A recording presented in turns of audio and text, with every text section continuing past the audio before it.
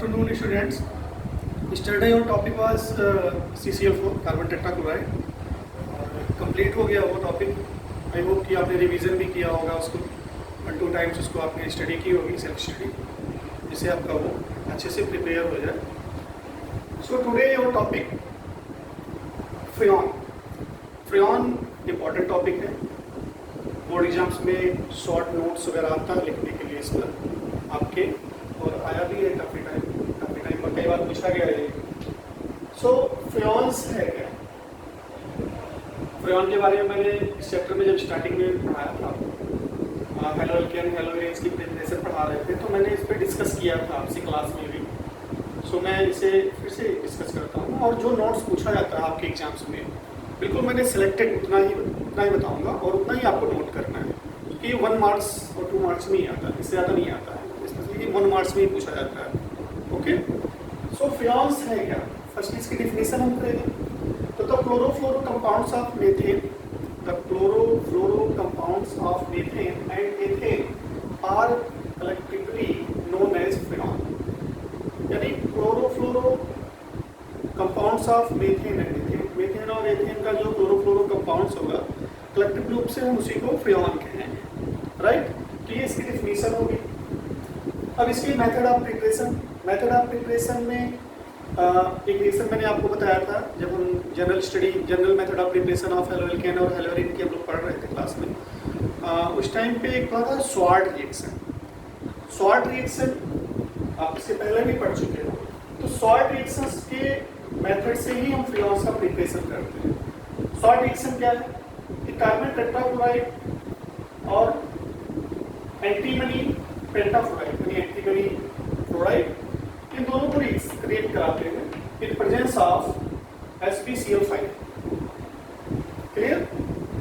सो SbCl5 यानी antimony chloride, antimony pentachloride, इसकी presence में हम एंटीमनी पेंटाफ्लोराइड से CCl4 का रिएक्शन कराएंगे, तो आपका फ्रेऑन 12 यानी डाइफ्लोरोमेथेन का फॉर्मेशन हो जाएगा। तो वन रिएक्शन तो ये है, इस रिएक्शन को आप नोट कर लेंगे, अच्छा लर्न भी करेंगे। रिएक्शन को आप बैलेंस कर लेंगे। 3 molecules of CCl4, 2 molecules of SbF5 in presence of SbCl5 gives out SbCl3 2 molecules and CCl2F2 के 3 molecules। CCl2F2 को ही हम फ्रेऑन कहते हैं।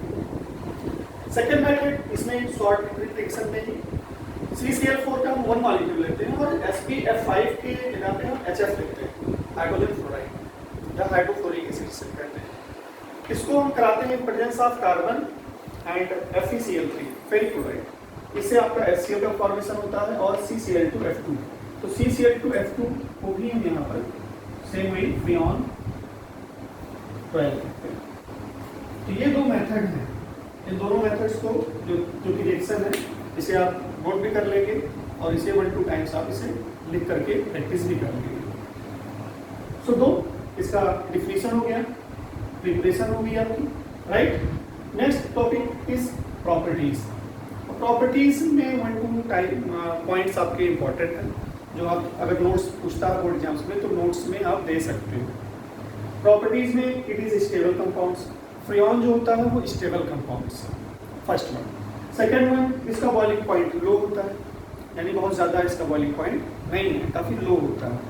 Third is non inflammable, non toxic, non corrosive, यानी ये कंपाउंड्स CCl2F2 फ्रेऑन 12 जिसे कहते हैं कि नॉन इन्फ्लेमेबल है, नॉन टॉक्सिक है, नॉन कोरोसिव, राइट? इसको आप नोट कर लेंगे पॉइंट्स को।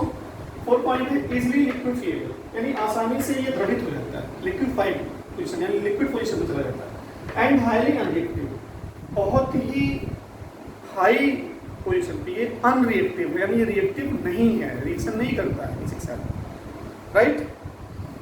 अब यूजेस पे आ जाते हैं, इसका यूज क्या है, ये भी इंपॉर्टेंट पॉइंट्स है। अगर नोट्स लिखने के लिए आता है कि gives a short notes on freon, तो फ्रेऑन की डिफिनीशन लिखेंगे, प्रिपरेशन लिखेंगे, फिर प्रॉपर्टीज आफ्टर दैट इसका हम यूज बताएंगे। तो यूज में क्या है, freon are used as a refrigerants in refrigerators and air conditioners, यानी एसी में और रेफ्रिजरेटर्स में रेफ्रिजरेंट्स के रूप में इसका यूज किया जाता है, right? Second, used as extensively as propellant for aerosol and foam to spray out deodorant. Deodorant आप यूज़ करते हो, डिओड्रेंट यूज़ करते समय आप जब उसको स्प्रे करते हो तो स्प्रे करते समय आप देखते हो बड़ी तेज़ी से फोर्सली वो बाहर आता है। तो उसकी वजह क्या है?